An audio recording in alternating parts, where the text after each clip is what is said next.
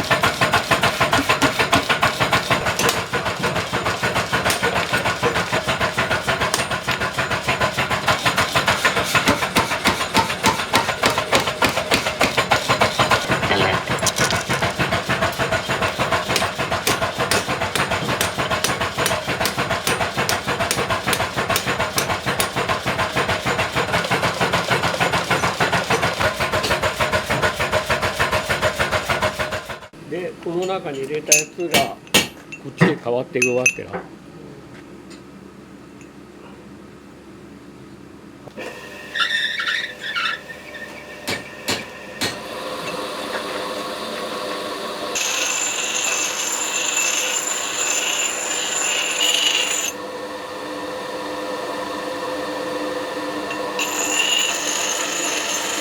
こに鋼と地金の境目が見える。見えないか。ああ、なるほど。なかなか見えないですけど。なるほど。境目があるんですね。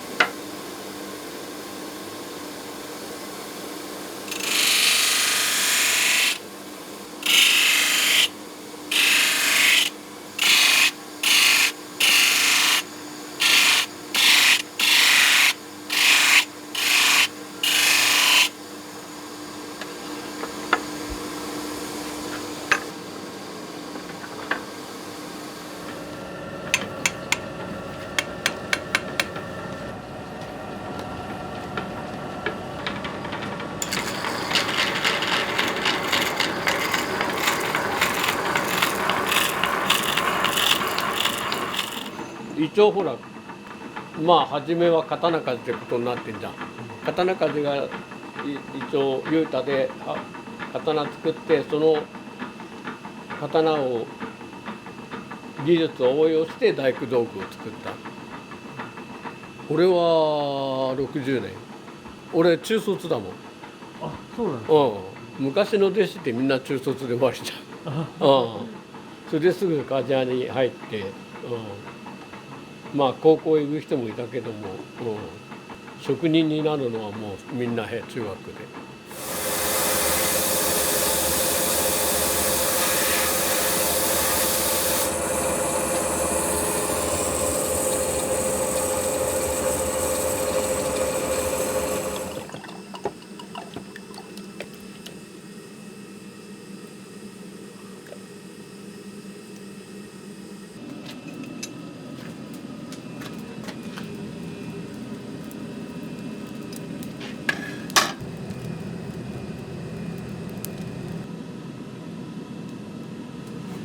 電気消しても大丈夫か。はい。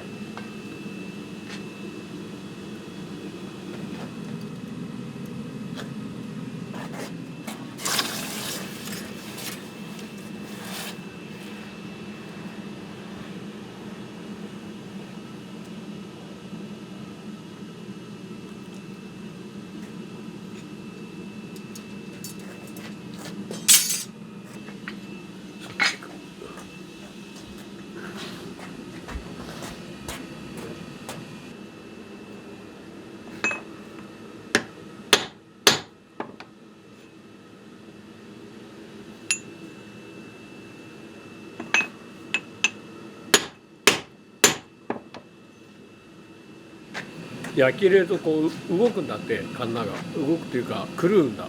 それを戻したというか、何が狂うんですか？焼き入れると鋼が縮んだりするんで、それがこうなるわけじゃん。だけどそれでいろんな方向にこう曲がっちゃうからさ。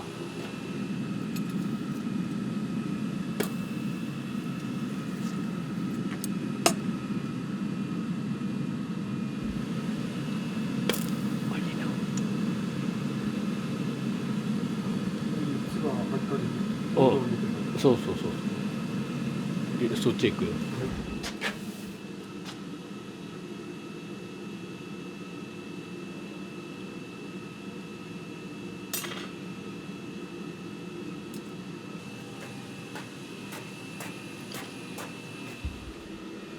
もうなんかすると動くんだって鋼は。一応熱がかかるんだな。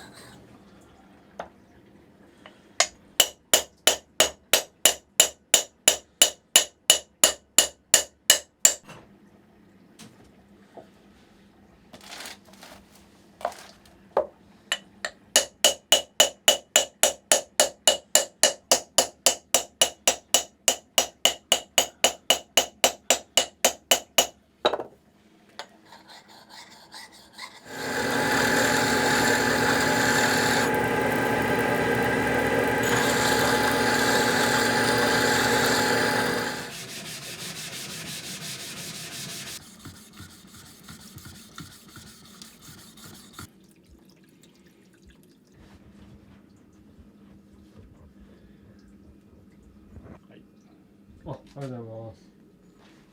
昔だっけほらもう長男が後を継ぐそういう時代だったんで疑いもなく、まあ最初はここじゃなくて家に工場があったんだけども、街中なんでうるさいんでこっちに出てきた。一応鋼っていうのはまあこれ青紙1号言うて日立金属の鋼なんだけども、そこでもう最高の鋼を作ってきてくれるわけだ、うちらのところに届く時は。それを一旦火の中に入れてまた壊すわけだ、組織を。それをできるだけ壊さないように温度を低く叩いてくっつける。鋼つける時には温度低くで、あとはあんまり叩かないで組織を整えるっていうことかな。いっぱい叩くとカンナどうでも目が詰まっちゃうんで硬くなっちゃうんだよね。鋼が硬くなる分はいいけども地金が硬くなると特に大変なんだ。だから地金は柔らかく鋼だけを硬くっていう。